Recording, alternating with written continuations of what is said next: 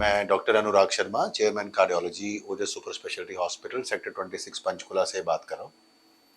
हम आपको पहले भी कुछ डिफ़िकल्ट और कुछ एक्सोटिक केसेस दिखाते रहते हैं, आपको जानकारी देने के लिए कि हार्ट का इलाज कितना ज़्यादा अवेलेबल है और हम क्या पेशेंट्स की लाइफ में क्या डिफरेंस कर रहे हैं।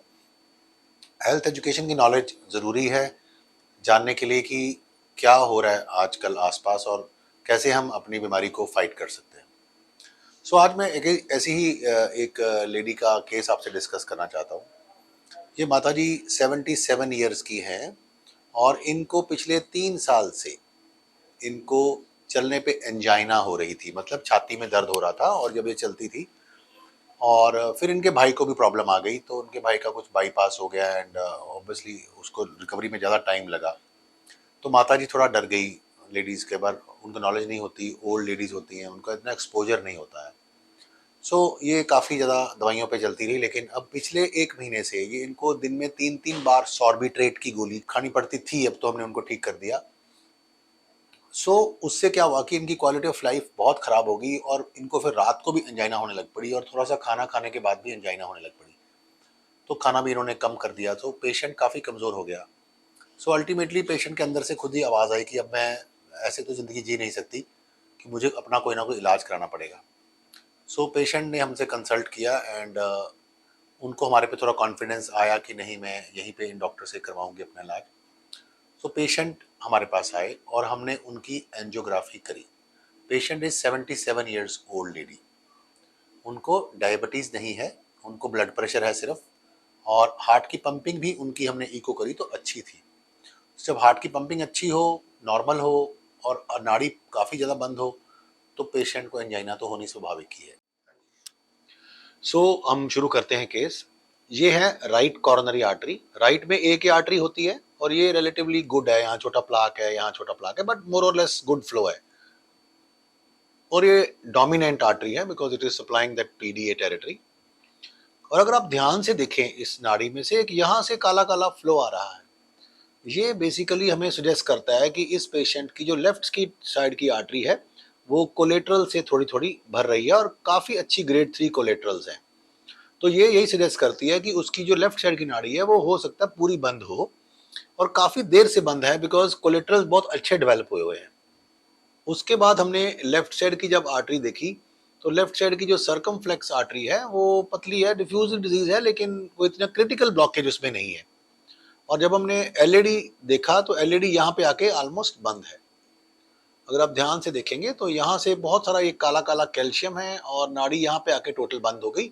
और एक ब्रांच भी है जो कि यहाँ पे आके एक ब्लॉकेज है और यहाँ एनोरिज्म बना हुआ है। बेसिकली एक ही नाड़ी में ब्लॉक है। और आप ध्यान से देखें कि नाड़ी जो है कितनी ज़्यादा टाइटली ब्लॉक है, ऑलमोस्ट 100% बंद है, रादर 100% ही थी और यहाँ काफ़ी कैल्शियम था। ये दूसरी नाड़ी में देखें तो ऐसे लीजन्स को हम बोलते हैं chronic total occlusion. Chronic total occlusion का मतलब होता है कि पुराना भी और टोटली बंद है। अगर टोटली बंद होगा तो नेचुरली थोड़ा सा मुश्किल होता है खोलने के लिए, और जब कैल्शियम ज़्यादा हो तो हमें इसमें तारें जो हैं वो हार्ड यूज़ करनी पड़ती हैं। और सबसे जो इसमें ख़राब बात है वो है कि जहाँ पे ब्लॉकेज है उसके साथ ही एक ब्रांच जा रही है, तो ये एक बैड प्रिडिक्टर होता है कि इसमें खोलने के लिए मुश्किल हो सकती है। तो अब आप देखें कि हमने फिर इसको कैसे खोला, ये आपको दिखाते हैं। तो ये जो थी नाड़ी, उसमें हम गए, ये गाइडिंग कैथेटर लिया और ये माइक्रो कैथेटर लिया हमने। इसमें एक माइक्रो कैथेटर का यूज़ होता है बिकॉज माइक्रो कैथेटर के अंदर जो वायर की स्टेबिलिटी है वो बेटर होती है। सेकेंड नंबर पे कि जब हमने हार्ड वायर इस्तेमाल करनी होती है तो हम उस micro catheter is like a sleeve, like a तलवार की जो म्यान है उसके वैसे है। तो हम म्यान के अंदर से जो अपनी और भी जो हार्ड वायर्स लेके जा सकते हैं ताकि वो इस नॉर्मल सेगमेंट को डैमेज ना करे। इसके बाद आप देखो कि ये हमने यहाँ पे इसको ब्रेक कर दिया। काफ़ी टाइम लगा, लेकिन ये हमारी गाया 2 वायर है जो कि काफ़ी हार्ड वायर होती है। इसके बाद अगर देखें तो हमें लगा कि हम कोई जो नाड़ी हमारी वायर है जो हमारी प्रॉपर शायद ल्यूमन में नहीं है, क्योंकि इतनी टफ वायर होती है, उसको मनूवरेबिलिटी पुअर होती है क्योंकि उसके अंदर फोर्स होती है। तो हमने उसको काफ़ी डायरेक्ट करने की कोशिश की बट एक फ्री फॉल में हैंग कर रही थी। तो अब हम पता कैसे करें कि भाई हमारी जो वायर है वो ट्रू लूमन में है, क्योंकि वायर तो आगे जा ही जाएगी बट वायर को हो सकता है परफोरेशन ना कर दे, नाड़ी को फाड़ ही ना दे। तो इसके लिए आपको यहीं रुकना पड़ता है और फिर आप एक और कैथेटर लेते हो, एक और पंक्चर करते हो और राइट साइड की नाड़ी से एक फ्लो लेते हो। ये राइट साइड की आर्टरी से फिर हमने देखा कि भाई हमारे कहाँ है। तो हमने देखा कि हमने एंट्री तो ठीक कर ली है यहाँ पे, ये जो पोर्शन था ये तो हमने ब्रेक कर दिया, लेकिन हमारी वायर बाहर निकल गई। तो अब इस वायर को हमने वापस अंदर लेके जाना है। तो then sometime we upgrade the wires but sometime we degrade. तो इसमें हमने स्टेप डाउन अप्रोच करी, तो ये माइक्रो कैथेटर हमने यही छोड़ दिया और उसके बाद हम एक और वायर लेके गए जो उससे थोड़ी सी हल्की थी, टिप लोड थोड़ा कम था उसका। तो उसके बाद आप देखो कि फिर हमने कंफर्म किया, yes we were now in the true lumen. पहले एक्चुअली जो हमारी वायर, ध्यान से देखा जाए तो हमारी इस ब्रांच में चली गई थी और उस ब्रांच से वो इधर मुड़ नहीं रही थी, क्योंकि अगर ध्यान से देखा जाए यहाँ ब्रांच है, तो लकीली हमारी जो वायर थी पुरानी वाली वो बाहर नहीं गई आर्टरी के, वो ब्रांच में ही थी।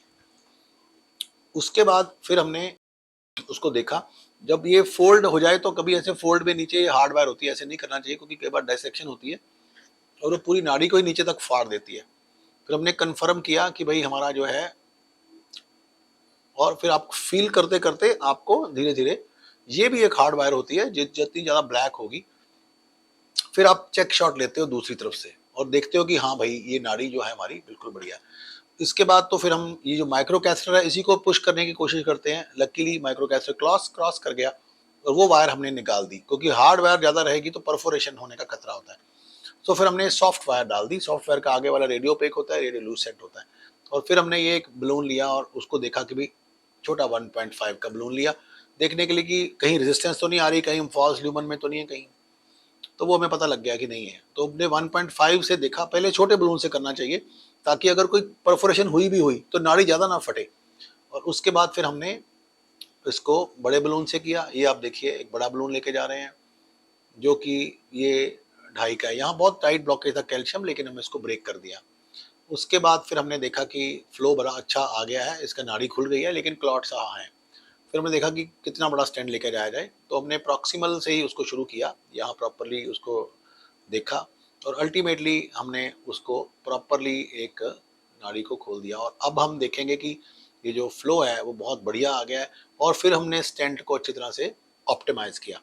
तो ये जो स्टेंट था मोस्ट लाइकली 3 का था और ये प्रॉक्सिमली हमने इसको 3.5 के बलून से किया और इसको बहुत ही अच्छा रिजल्ट आया। You can see very well expanded जो स्टेंट है, वेरी वेल एक्सपेंडेड है।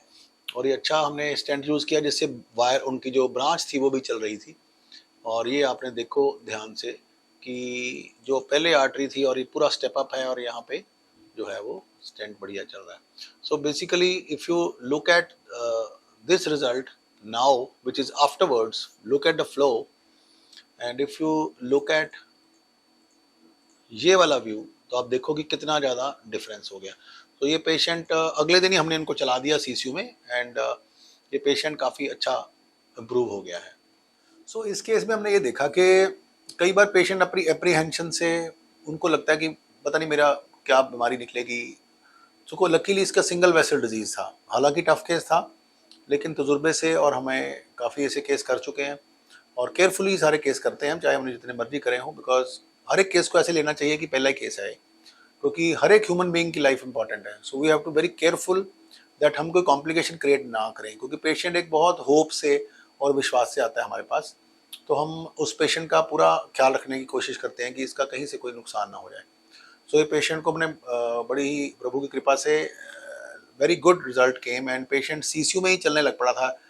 40 minute she walked and in the CCU and she was so happy and obviously because of the reasons that I can't show her the video to you because it's not allowed to show the face of the patient, but I am telling you she was so happy and she was so happy that she said ki my problem has been solved.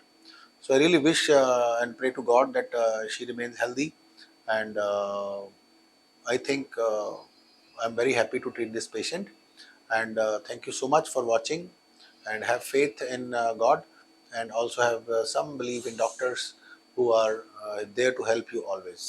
Thank you so much.